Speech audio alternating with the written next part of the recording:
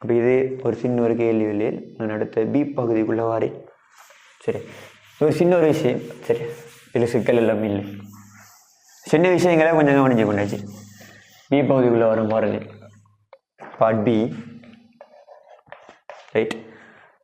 மாணவன் ஒருவன் மாறா வெப்பநிலை பின்வரும் தாக்க இயக்கவியல் பற்றி ஆராய்வதற்கு 3 பரிசோதனைகள் செய்து. ரைட். இப்போ தாக்கம் 2I- aqueous plus H2O8 2 aqueous. அங்கே வந்து பாருங்களேன், I2 aqueous plus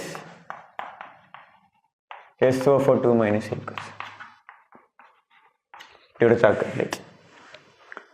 ரைட். இப்போ பாருங்க, உரங்களுக்கு உண்டு. ரைட், கொஞ்சம் பாருங்கள் இப்படி மார்க் பண்ணி கொண்டு வரணும். நல்லா, இது நல்ல ஒரு கேள்வி, கவனிக்கும் இல்லையே? சரியா, நீங்கள் நான் கைக்கிறது இப்போ சில நேரம் இப்போ எல்லாருக்கும் ஒரு டைம் விளங்குற இல்லையே, ஒரு தடவை விளங்க இல்லை அகைன் பார்க்கலாம் தானே? சரி, ஓகே, கவனிச்சு கொள்ளுங்க. முதல் பரிசோதனையில் இப்போ 3 பரிசோதனை செய்யறேன்னு சொன்னேன், அதில் ஒன்றாவதுல முதல் பரிசோதனையில் 0.16 மூல் -3I- கரைசலின் 500 cm3. அப்போ பாருங்க, I- சரியா, I- எடுபடுது, எடுபடுது. செறிவு வந்து 0.16 mm, அதில் 500 cm3. பார்த்துக்கொள்ளுங்களா அழகா. ஆரம்பத்தில் I- எடுபடுது, I- ஒரு பாத்திரத்துக்குள்ளே இருக்குது, அதில் செறிவு 0.16 500 எடுத்து 0.04 மூல் -3 H2O8 2 கரைசலின் 500 cm3. அதே மாதிரி H2O8 2 எடுபடுதுதான், அதோட 0.04 mm செறிவு, M3 தானே, மூல் -3, அதில் 500 cm3 எடுபடுது. இது ஆரம்பத்தில் தனித்தனி எடுத்தது. I- ஒரு பாத்திரத்துக்கு எடுத்து வச்சிருக்கி, H2O8 2 இன்னொரு பாத்திரத்துக்கு எடுத்து வச்சிருக்கி, தனித்தனியாக வேற வேறையா இருக்குது. ரைட்.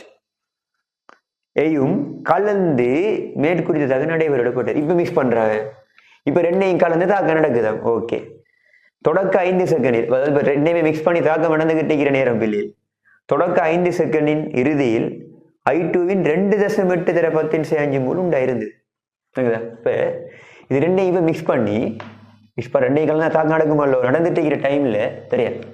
அது T7 5 செகண்ட்ல, இப்போ T7 0ல கலந்தா T7 5 செகண்ட்ல உருவான I2 அளவு வந்து 2.8 தர 10 பாருங்களா, 2.8 தர 10 மூல் I2 உருவாயிருக்குது. உருவான I2 அளவு அவ்வளவுதான் தரவு. கேள்வி என்னண்டா, I2வின் ஆக்க வீதம், I- நுகர்ச்சி வீதம், H2O8 2 நுகர்ச்சி வீதம். ரைட். அது என்ன ஆக்க வீத நுகர்ச்சி வீதம்? நான் உங்களுக்கு ஏற்கனவே கதைச்சேன், ரைட் இயர்ல நீங்க அழகாக படிச்சிருப்பீங்க. இப்போ ஆக்க வீதம் விளைவு சார்பாக கதைக்கிற நேரம் ஆகும் வீதம் ஆக்க வீதம் கதைக்கும். தாக்கியல் சார்பாக கதைக்கிற நேரம் நுகர்ச்சி வீதம், மறையும் வீதம், குறையும் வீதம், அழியும் வீதம் கதைக்கும். அதான் I-. இப்போ தாக்கியலுக்கு சில நேரம் நுகர்ச்சி வீதம் தான் தெரியும், இதுக்கு சில நேரம் உருவாகும் வீதம் தான் தெரியும். கிளியரா? இப்போ நமக்கு கேட்டிருக்கான் I2 ஆக்க வீதம். I2 ஆக்க வீதம் மீன்ஸ், ரைட், அது I2 சார்பான தாக்க வீதம். இப்போ நமக்கு தெரியும், இப்போ தாக்க வீதம்னு சும்மா கேட்டால் பொதுவாக தாக்க வீதம் செறிவு மாற்ற வீதமாக கதைப்படும். இவிடத்த செறிவு மூல் -ல இருக்குது அப்படிங்கிறத வச்சு நம்ம இப்போ இவிடத்தையும் செறிவு மாற்ற வீதமாக தான் கதைக்கான ஒரு முடிவு எடுக்கலாம். அப்படி எடுத்தா இப்போ நமக்கு தெரியும் செறிவு மாற்ற வீதம், அப்போ செறிவு மாற்றம் அது கீழே எடுத்த நேரம். இப்போ மூல்ல தானே தந்திரிக்கான். இப்போ மூல் மாற்றம் என்ன, அடுத்த கட்டம் செறிவு மாற்றத்துக்கு கனவளவு தேவை. கனவளவுங்கிறது எடுக்கிறேன்னா தெரியும், 500 கலந்ததுக்கு புறவுள்ள கனவளவு தானே பார்க்கணும், ஒரு DMQ. இப்போ மூல் மாற்றம் தெரியும், கனவளவு தெரியும், செறிவு மாற்றம் தெரியும், எடுத்த டைம் தெரியும். இப்போ செறிவு மாற்றம் டைமால பிரிச்சா செறிவு மாற்ற வீதம், அதுதான் தாக்க வீதம். அதை விடுத்து I2 உருவாகிறதால அதோட ஆக்க வீதம்னு கேட்டீங்க. கிளியர்? அப்போ பிள்ளைகள் பாருங்க, அப்போ நான் கொஞ்சம் இப்படி பிரிச்சு வைக்கிறேன். சரியா, I2 ஆக்க வீதம் எழுதலாம். சரியா, டெல்டா I2, சரியா, கீழே டெல்டா T, இதான் அதில் ஆக்க வீதம். பிள்ளைகள் நமக்கு தெரியும் செறிவு மாற்றம்டா மூல் மாற்றம், அதுக்கு கீழே கனவளவு. மூல் மாற்றம் C7NOV. செறிவு மாற்றம்னா மூல் மாற்றம், அதுக்கு கீழே கனவளவு. கனவளவு மாறுறல். இப்போ கரைசல் நிலையில தாக்கம் நடக்கிற கனவளவு மாறும். சும்மா யோசிக்க பார்ப்போம். 500 500 1000. இப்போ தாக்கம் நடக்க இந்த 500க்கு என்ன நடக்கும், இந்த 1000க்கு என்ன நடக்கும், ஒன்றுமே நடக்காது. அப்ப அங்க தாக்கியல் விளைவுல செறிவு மாற்றத்துக்கு காரணம் என்ன, அதுல மூல் மாற்றம் தானே. விலங்கலை என்ன விலங்க நான் சொல்றேன். ரைட். அப்ப மூல் மாற்றம் தெரியும். 2.8 தர 10 மூல். சரி. கீழே கனவளவு தெரியும். அதாவது மூல் மாற்றத்தை செறிவு மாற்றமா மாற்றத்துக்கு கனவளவு பிரிக்கணுமல்லோ. கனவளவு தெரியும் 1dm3. இப்போ இது செறிவு மாற்றம் வீதம் என்ற டைம் அளவு பிரிக்கணும் 5 செகண்ட். ஓமா இல்லையா? சுருக்கினாவே இல்லையே என்ன ஒரு 2.8 நீங்க 28 5 பிரிச்சா 5.6. அப்போ ஒரு தசமான தள்ளி வச்சா 5.6 தர 10 சரிதானே? 28 5 பிரிங்க 5 அங்க 6 சரியா? 3 6 தசமாறு. அப்போ 5.6 என்றா ஒரு 10 மூல் டிஎம் மைனஸ் செகண்ட் மைனஸ் 1. விளங்கிட்ட விஷயம். இதுதான் நைட்டோட ஆக்க வீதம். இப்போ இதை எடுத்தா வித்திரனும் சும்மா உங்களுக்கு தெரியும். I-1 குறிச்ச வீதம் என்ன, இதுக்கு மூல் வீதம் என்ன, 1 பாருங்க, 1க்கு 2. அப்ப இது 5.6 தர 10 அது 2 மடங்கு. இது 2 பெருக்கி போட்டு எழுதுவீங்க. அதை எழுதல சரியா? ரைட். தெரியுமே உங்களுக்கு. அதே மாதிரி H2O2 -1 குறிச்ச வீதம் என்ன, நேரடியாக 1க்கு 1 சமப்படுத்தின தாக்கத்தில் 1க்கு 1.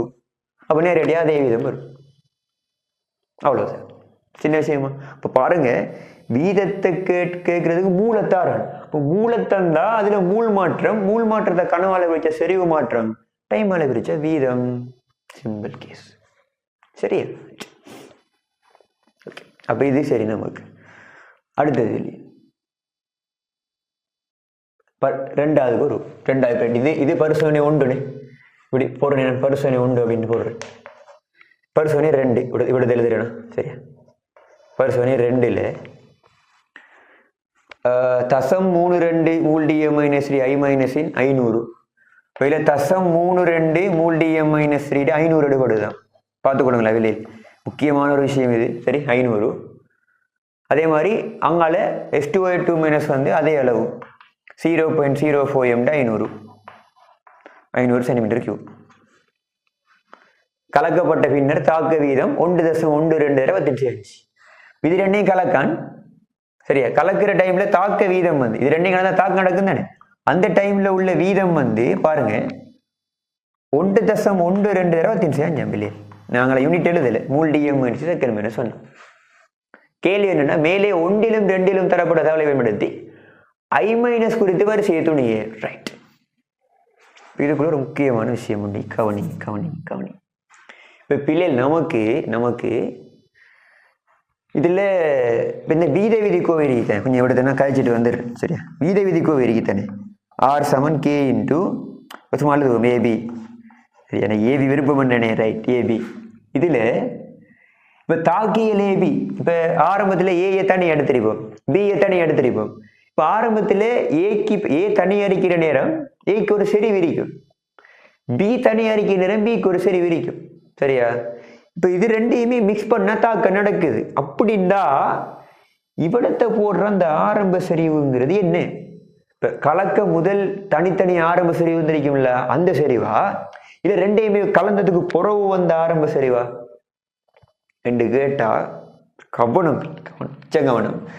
இவ்விடத்தை நீங்க தொடக்க வீதம் அளக்கீங்க. இவ்விடத்தை நீங்க அளக்குற வீதம் ஆரம்ப வீதம் தொடக்க வீதம் வேண்டாம். இவ்விடத்தை போடுற செறிவு ஆரம்ப செறிவு தானே. இது ரெண்டையுமே கலந்ததுக்கு புறவு உள்ள ஆரம்ப செறிவு. கவனம். ரெண்டையுமே கலந்ததுக்கு புறவு உள்ள ஆரம்ப செறிவு. ஏற்கனவே கலக்குமல் தனித்தனியா இருந்துச்சல்லோ, அது இல்லை. கிளியரா? அப்படின்னு சொன்னா இது ஆரம்பத்துல I- தனி எரிக்குது, H2O2 தனி எரிக்குது. அப்ப இப்ப இது ரெண்டையுமே கலந்து பரிசோதனை 1ல தாக்க நடந்து. அப்ப அந்த டைம்ல முதல் 5 செகண்ட்ல தானே தாக்க விதத்தை அளந்தெடுக்க. அதாவது I2 எவ்வளவு வருது? 5.26 நமக்கு தெரியும். I2 வாரத நேரடியா ஒட்டுமொத்த தாக்கத்துக்கு தாக்க வீதம் பரிசோதனை 1ல. ஏன் I2 1 மூல் அல்ல இருக்குது, I2 1 மூல். அப்ப நேரடியா I2 உருவாகிற வீதம் ஒட்டுமொத்த தாக்கத்துக்கு வீதம் பரிசோதனை 1ல. சரியா? பரிசோதனை 1 சுட்டி 6 போடுறேன். இதனால் பரிசோதனை 2 R2 போடுறேன்.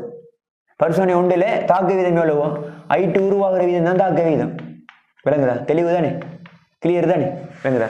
இது பிள்ளைகள் தாக்கியில கலந்த உடனே ஒரு 5 செகண்ட்னால அந்த வீதம்.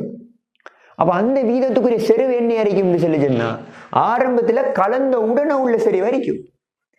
இந்த 0.04 0.16 அல்ல, கலந்த உடனே உள்ளது.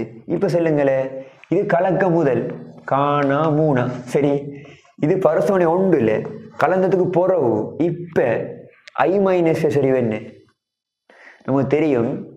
கனவளவு ரெட்டிப்பான C= NOV படி I- ஒரு பாத்திரத்துக்குள்ள இருக்குது, அதே மாதிரி H2O2- ஒரு பாத்திரத்துக்குள்ள இருக்குது. ரெண்டையுமே மிக்ஸ் ஆகிற நேரம், மிக்ஸ் பண்ற நேரம் I- மூல அளவு மாறி இருக்குமா? இல்லை. தனி அடிக்கிற நேரம் பாத்திரத்துக்குள்ள இருந்த அதே மூல அளவு தான் சேர்த்தத்துக்கு போறோம் இருக்கும். அப்ப என் மாறல் சொன்னா CV பெருக்க மாறக்கூடாது. அப்ப கனவளவு இப்ப 500 என்ன ஆகுது? 1000 ஆகுது. C= NOV கீழே வரவி கரைசல கனவளவு தானே 500 1000 ஆகுது. அப்ப கனவளவு ரெட்டிப்பு ஆகுது. அப்ப சரி வரவாசி ஆகுது. கலந்த உடனே உள்ள செறிவு 0.08, இது 0.02. கிளியரா? அப்ப செறிவு ஆரம்ப செறிவு 0.08, இது 0.02. செறிவுகள் இந்த பெருமதியா இருக்கிற நேரம் தாக்க வீதம் தான் இந்த பெருமதி. கிளியரா? இதுதான் விலங்க. செறிவு ஆரம்ப செறிவு இந்த பெருமதி அறிக்கிற நேரம் தாக்க வீதம் தான் அந்த R11. கிளியர்? தெளிவா? விஷயம் விளங்குது. நான் அதை பாக்ஸ் பண்ணுகிறேன். சரி, நம்ம ஒரு பாக்ஸ் ஓடும். இந்த டைம்ல தான் தாக்க வீதம் R1. கதைக்கிற விஷயங்களை கிளியரா கவனிச்சா அந்த மாதிரி விலங்கு ஒரு சிக்கலும் இல்லை. அப்ப அப்படின்னு இந்த R2 என்ன? இப்ப விலங்கு இது ரெண்டையும் கலந்ததுக்கு புற உள்ள சரி. இப்ப கனவளவு அதே மாதிரி ரெட்டிப்பாகுது. அப்ப கலந்ததுக்கு புற இந்த செறிவு என்ன விலையில்? கலந்த பின் அரைவாசியான 0.16, இங்க 0.02. சரியா? இந்த டைம்ல உள்ள வீதம் தான் இந்த R2. விளங்குதா? செறிவு இந்த டைம்ல தான் இருக்கிற பெருமை தான் இந்த R2. விளங்குதா உங்களுக்கு? அப்ப இந்த வரிசை துணிற பெட்டிக்கல்ல ரெண்டு தாக்கியில தந்துட்டு I- ஆரம்ப செறிவு, அடுத்த H2O2- ஆரம்ப செறிவு, அந்த டைம்ல ஆரம்ப வீதம் அப்படி தாரான்ல. அதுல வார அந்த செறிவுகள் எல்லாமே என்ன செறிவு? ரெண்டையுமே கலந்த உடனே உள்ள செறிவு. அதான் இந்த தரவு. இந்த எடுத்திருக்கோம். பரிசோதனை 1, பரிசோதனை 2. விளங்குதா விஷயம்? இது கிளியரண்டா? செறிவு இல்லையே? சரியா? இப்ப நீங்க செல்லுங்கள் பாப்போம். R1 தெரியும், R2 தெரியும். வரிசை கேட்டிக்கு என்ன கேட்டீங்கன்னா I- α. பரிசோதனை 1லையும் பரிசோதனை 2லையும் H2O2- செறிவு மாறல, I- செறிவு ரெட்டிப்பாகுது. தாக்க வீதம் என்ன செஞ்சிருக்கு? R1ஐயும் R2ஐயும் கம்பேர் பண்ணுங்க. R1 இந்த இதானே நேரடி R1. இதுல இது என்ன மடங்குடாப்பா? இது 2 மடங்கு. சரியா? இப்ப பாருங்க, இது நீங்க எழுதுவீங்க, நான் செஞ்சு காட்டல. விலங்கு தானே R1 R2. அப்ப தாக்க வீதம் இப்படிதான் எழுத போறீங்க நீங்க. இப்ப நம்ம எழுதுவோம், அதாவது ஆறுக்கு மேல் கோவை எழுதுறேனே இல்லையா? பாருங்களேன், தாக்க வீதம் கோவை எழுதுவோம். வரிசை ரைட். அப்ப R வீத மாறிலியை பத்தி ஒன்றும் கதைக்கல. அப்ப நான் சொன்னேன் உங்களுக்கு R நேரீத சமன் I- சைடு ஒரு எம்மா மடக்குன்னு வைங்க, H2O2- சைடு ஒரு என்ன மடக்குன்னு வைங்க. இப்படி எழுதிருப்பீங்க கோவை நீங்க. இப்ப இந்த சமன் இதானே கோவை. இதை ஒரு கைதுக்கு போடுங்க, ஒரு கைதுக்கு போடுங்க. ஒன்றால பிரிங்க விட வரும், இல்லைன்னா தருக்கிப்போம். என்ன? பரிசோதனை 1,2 படி H2O2- செறிவு மாறவில்லை. I- செறிவு ரெட்டிப்பாகும் போது தாக்க வீதம் ரெட்டிப்பாகிறது. எனவே I- சார்பான வரிசை 1. அப்ப M = 1. கிளியர்? அதுதான் விஷயம். அப்ப அதை நீங்க சுருக்கி எடுப்பீங்க, இல்லைன்னா தருக்கிச்சு எழுதி எடுப்பீங்க. சிக்கல் இல்லை. இல்லைதா? விளங்கி விட்டதா இந்த விஷயம்? ஓகே, அடுத்ததுக்கு வருவோமா? மூணாவதுக்கு வரும் பாருங்க. H2O2- செறிவை மாற்றி செய்யப்பட்ட இறுதி பரிசோதனை 3. பரிசோதனை 3 என்ன செய்யறான்டா? இப்ப I- சர்வா கண்டுபிடிச்சாச்சு. H2O2- செறிவை மாற்றி செய்யப்பட்ட இறுதி பரிசோதனையில் அது குறித்து வரிசை உண்டாம். அப்ப எம் நம்ம ஏற்கனவே 1 கண்டுபிடிச்சு தானே வெளியில். சும்மா பாருங்களேன், எம் ஏற்கனவே 1 கண்டுபிடிச்சு நீங்க. இப்ப என்னை 1 செல்றான் அவன். சரியா? செல்றான். ரைட். இத்தாக்கத்தின் மீத சமன்பாட்டை எழுதிட்டேன். வீத மாறிலியை பற்றி ஒன்றும் கதைக்கல. ஸோ நேர் இது சமன் I மைனஸ் S2O2 மைனஸ் இந்த ஒன்று போடுற இல்லையா, ஒன்று போடுற இல்லை, அப்போ எழுதலாம் தானே, ரைட். அடுத்தது தொடர்ந்து ரெண்டாவது உறவுமலக்கு 2 விளங்குதா. மூணாவதுல உறவுமலக்கு 1ல் நம்ம ஏற்கனவே I மைனஸ் சார்பா கண்டோம், S2O2 மைனஸ் சார்பா தந்து போட்டு போய் காணும். அப்போ என்ன சிக்கல், ரைட், நேரடியாக எழுதுன்னு சரி. சரி, இப்போ உறவுமலக்கு 2, மூணாவது உறவுமலக்கு 2 நம்பர் லெவலில் நம்ம போட்டுக்கொள்ளலை, ரைட். இது மூணாவது ஒரு சின்ன உறவுமலக்கத்துக்கு உள்ளுக்கு 1வது கேள்வி இல்லை. இப்போ வாரது சரியா மூணாவது உறவுமலக்கத்துக்கு உள்ளுக்கு 2வது கேள்வி. என்ன சொல்றான்டா, மேலே 2ல் உள்ள இரு கரைசல்களினதும் கனவளவுகளை வடித்த நீரை சேர்த்து இருமடங்காக்கிய பின்னர் எங்க எங்க இந்த அறிக்கை தானே 2. இதுல இந்த 500 இருக்கலாம், இதை நீரை சேர்த்து இருமடங்காக்குறான். அப்ப இதுக்கு இப்ப நீரை சேர்த்து கனவளவு 2 மடங்காக்கினா இது 1000 ஆகுது, இதுவும் 1000 ஆகுது, சரியா, ரைட். பின்னர் அக்கரைசல்களை கலக்கும் போது வீதம் விளங்குதா கேள்வி என்னண்டா பிள்ளைகள். இப்ப இதுல இது ஓகே தானே, இதை விட நான் கொஞ்சம் அழிக்கிட்டேன் உங்களுக்கு, இதை கொஞ்சம் அழிக்கிறேன் பாருங்களேன், இதை அழிப்போம் சரியா. பரிசோனி 3ல் என்ன சொல்றான்னு சொன்னா முதல் இது தனித்தனி அறிக்குது தான், I மைனஸ் தனி அறிக்குது 500 இருக்குது. இப்ப இந்த தனி அறிக்கிற I மைனஸுக்குள்ள நீரை சேர்த்து கனவளவு ரெட்டி பார்க்கிறான். அப்ப இந்த 500 இப்போ 1000 ஆகுது. அப்ப பாருங்க, நீரை சேர்த்த பின்னர் செறிவு கனவளவு ரெட்டிப்பாகுதுல, அப்ப சரி வரவாசியாக இருக்கும். அப்ப தசம் 1.6. அதே மாதிரி இங்கேயும் என்ன 0.02 சரியா, என்ன சரிதானே. நீர் இதுக்குள்ள சேர்த்து 500,000 நீர் இதுக்குள்ள சேர்த்து 500,000 கிளியர் தானே, ரைட். இப்ப நீரை சேர்த்து அரவாசியாக்கி வச்சிரு, அதுக்கு பிறகு கலக்காணும். இப்ப கலந்தா இப்ப இதர கனவளவு 1000 சரியா, சரியானே, இதர கனவளவும் 1000. இப்ப கலந்தா என்ன செய்யும், இப்ப பாருங்க, கலந்த பின்னர் 1000 இப்ப 2000 ஆகும். அப்ப இதுல சரி இன்னொரு அரைவாசி ஆகும், என்ன சரிதானே, ரைட். அப்ப இப்ப சரி பிள்ளைகள் 0.08 0.01 இதான் இப்ப கலந்ததுக்கு பிறகு ஆரம்ப சரிவு. கேள்வி இந்த டைம்ல உள்ள வீதம் தான் கேள்வி எடுக்கலாவா. இந்த டைம்ல உள்ள வீதம் கேள்வி எப்படி எடுக்கிற, நமக்கு இந்த அறிக்கை தொடர்பு, இந்த தொடர்பை தெரிஞ்சொன்று யூஸ் பண்ணுங்க, இதுக்கு யூஸ் பண்ணுங்களேன், அதே மாதிரி இதுக்கு யூஸ் பண்ணுங்க, ஒன்றொன்றில் பிரிங்க 6 வரும் சரியா. இதுல பிள்ளை இதுல தெரியும்தானடா, தெரியும்ல 5 10 6 சரிவு தெரியும், இதுல 2 சரிவும் தெரியும், 6 போடுங்க, 6 தான் தெரியா கணியம், ஒன்றொன்றில் பிரிங்க எவ்வளவு வரும். அப்ப இது விளங்கணும் சரி. இந்த டைம்ல உள்ள 6 தான் கேள்வி, பிரிச்சால் விட வரும் 3 கிளியர் சரி. இது அழகான ஒரு கேள்வி சரியா, நிறைய விஷயங்கள் கதைச்சிருப்பேன், உங்களுக்கு விளங்குற நீங்க பார்த்துக்கொள்ள முடியும்.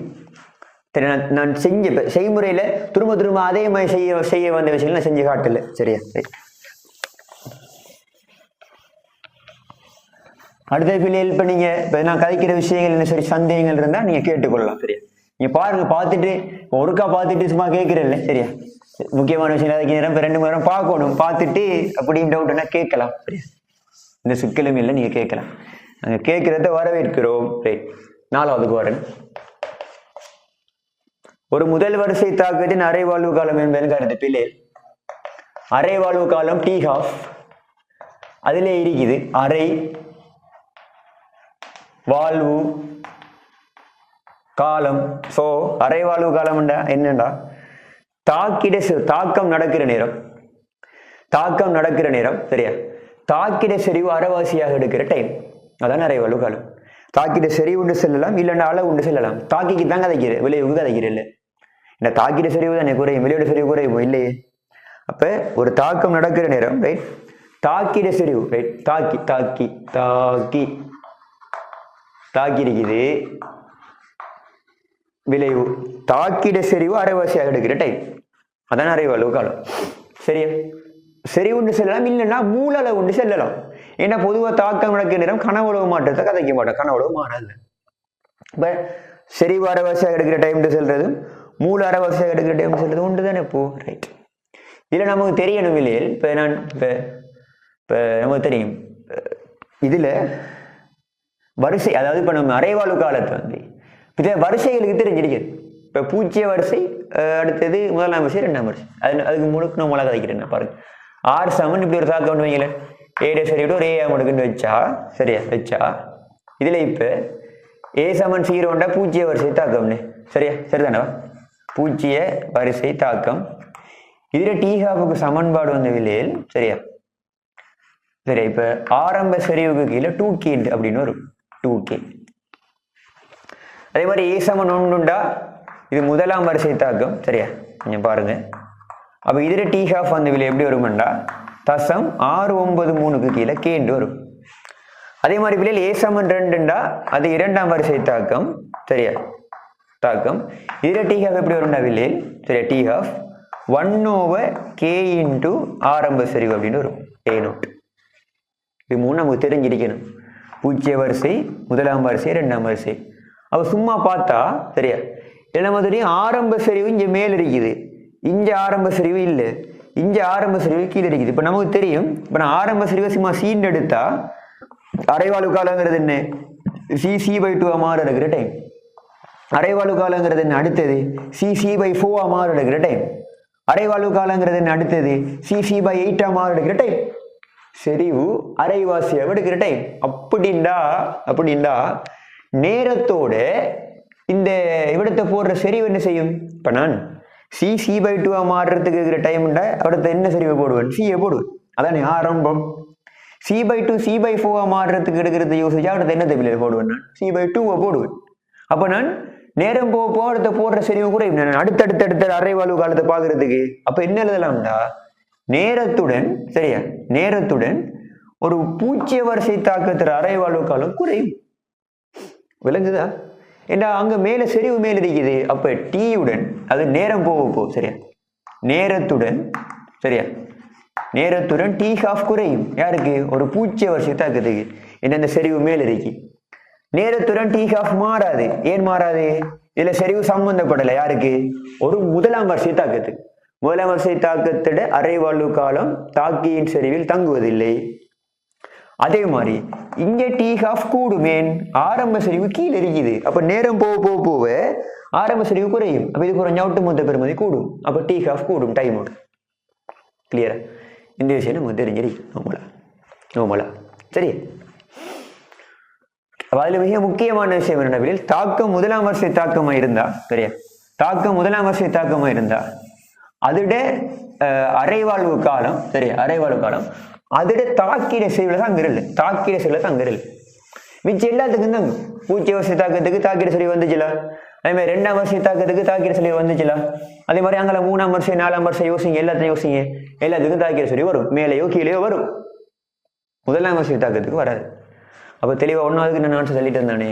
ரெண்டாவதுக்கு வாங்களே என்னன்னா I- செறிவு மாறிலியாக பேணப்படும் போது மேற்குறித்த தாக்கத்தின் அரைவாழ்வு காலமானது S2O2 தொடக்க செறிவை சாராதது.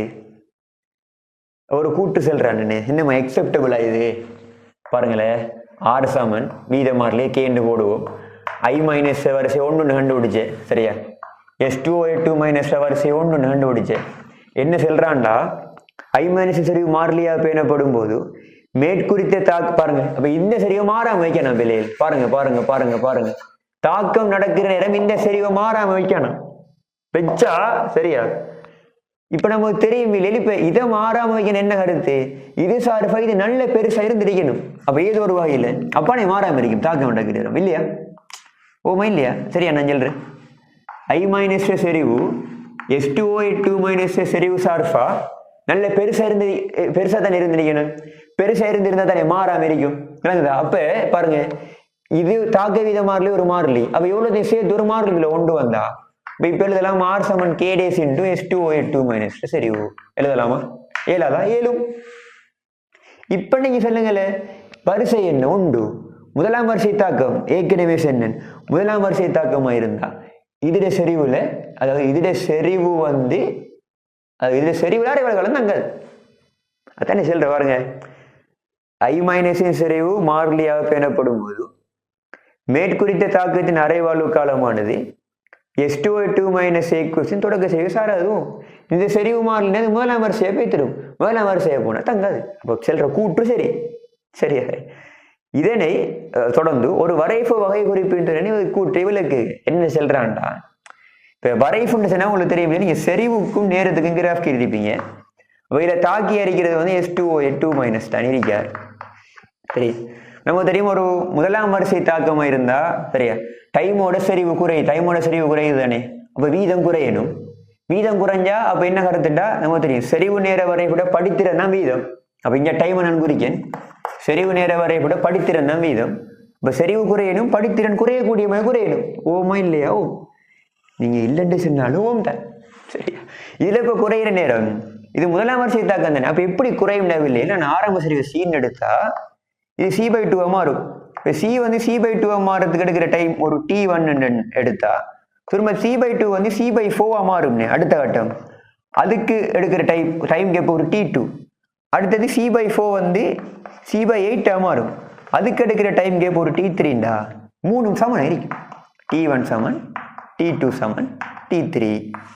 அப்ப எனவே நம்ம முடிவு எழுதலாம் அரைவாழ்வு காலம் தாக்கியின் செறிவில் தங்காது. இதுதான் இதுக்குரிய ஆன்சர். விலங்கு என்ன கேட்கான விலங்கு தானே. ஒரு வரைஃபு வகை குறிப்பின் துணை விளக்கு அந்த கூற்ற விளக்கு தங்காதுங்கிறது. அதாவது நம்ம கீற வரைஃபுல சரியா பூஜ்ஜிய வரிசை கீறினா அப்படியே நேர்கோட வரும். விளங்குதா? அதை விடுத்த கேட்கலையே நமக்கு. அப்ப நம்ம கீற அந்த கிராஃப்ல அடுத்தடுத்த சரி அரைவாசி எடுக்கிற டைம் பாத்தீங்கன்னா எல்லா டைம் உண்டா வரும். அதாவது இது எப்படி குறையும்டா இல்லையே, கருத்து என்னன்னா இது எப்படி குறையும்டா, இது அரைவாசி ஆகிறது. அடுத்த அரைவாசி ஆகிற நேரம் இந்த எக்ஸ் அச்சுல வந்து கெப் வந்து சமனாவார மாதிரி குறையும் ஒரு முதலாம் வரிசை தாக்கமா இருந்தால். சரியா? அப்படி குறைஞ்ச நமக்கு அடுத்தடுத்த சரி அரைவாசி ஆகுனா T1 சமன், T2 சமன், T3. எனவே என்ன S2O2 மைனஸின் செறிவுடன் என்ன செறிவு அரைவாசியாக எடுக்கும் நேரம் மாறவில்லை. எனவே அரைவாழ்வு ஒரு முதலாம் வரிசை தாக்கத்துக்கு அரைவாழ்வு காலம் தாக்கியின் செறிவில் தங்காது என்று முடிவு எழுதலாம் கடைசியா. கிளியரா? இவ்வளவுதான் உங்களோட பேப்பர் 1.